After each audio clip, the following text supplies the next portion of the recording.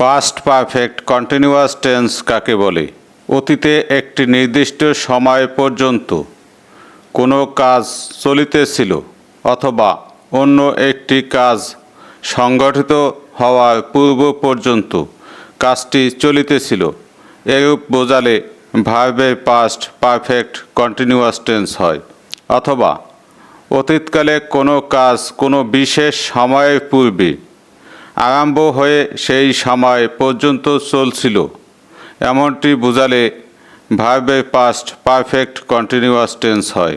Past perfect continuous টেন্সের কোনো বাক্যে যদি দুটি কাজের কথা উল্লেখ থাকে, তাহলে যে কাজটি আগে চলছিল সে কাজটি হবে পাস্ট পারফেক্ট কন্টিনিউয়াস টেন্সের। পাস্ট পারফেক্ট কন্টিনিউয়াস টেন্সের বাক্যে সময়ের উল্লেখ থাকবে, কতক্ষণ যাবৎ কাজটি চলছিল। বাংলা বাক্য দেখে কিভাবে বুঝবেন এই বাক্যটি পাস্ট পারফেক্ট কন্টিনিউয়াস টেন্সের বাক্য? বাংলা বাক্যের শেষে তে ছিল, তে ছিলে, তেছিলাম, তেছিলেন, ছিল, ছিলাম, ছিলে, ছিলেন, এদের মধ্যে যে কোনো একটি কথা উল্লেখ থাকবে এবং অতীতের একটি সময় উল্লেখ থাকবে। আপনাদেরকে খেয়াল রাখতে হবে, যে কোনো টেন্সে কন্টিনিউয়াস কথাটি উল্লেখ থাকলে ভার্বের সাথে আইএনজি যোগ করতে হবে। পাস্ট পারফেক্ট কন্টিনিউয়াস টেন্সের বাক্য গঠন করার নিয়ম: প্রথমে সাবজেক্ট, এরপর হ্যাড বিন বসাতে হবে, এরপর মূল ভার্বের সাথে আইএনজি যোগ করতে হবে, এরপর অবজেক্ট প্লাস এক্সটেনশন।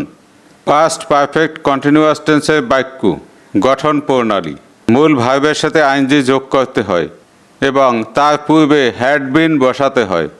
আমরা এক পলকে দেখে নেব পাস্ট পারফেক্ট কন্টিনিউয়াস টেন্সের structure: subject plus had been plus verb plus ING plus object plus extension.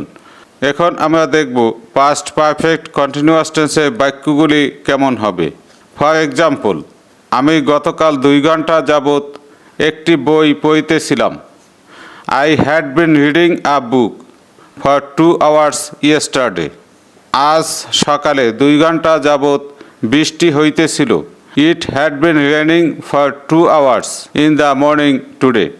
গতকাল বিকালে সে 3 ঘন্টা যাবৎ কাজ করিতেছিল। He had been working for 3 hours yesterday in the afternoon. জেলেরা গতকাল 2 ঘন্টা যাবৎ নদীতে মাছ ধরিতেছিল।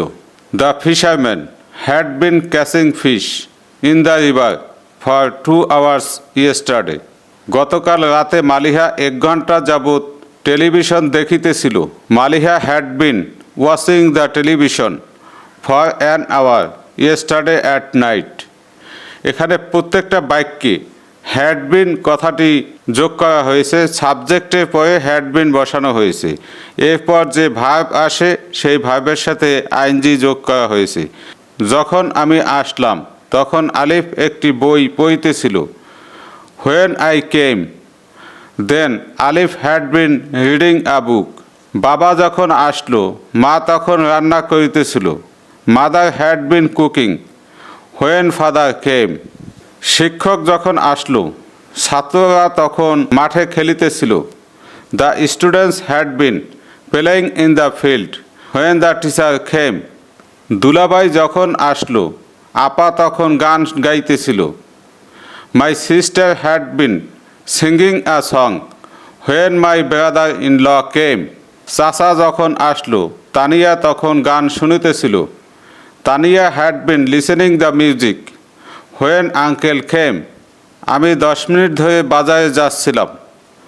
I had been going to market for 10 minutes. সে 3 দিন যাবৎ কাজটি করছিল।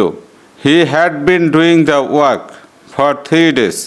আমি গতকাল বিকালে 20 মিনিট ধরে ইউটিউবে ভিডিও দেখছিলাম। Yesterday I had been watching the video for 20 minutes on YouTube.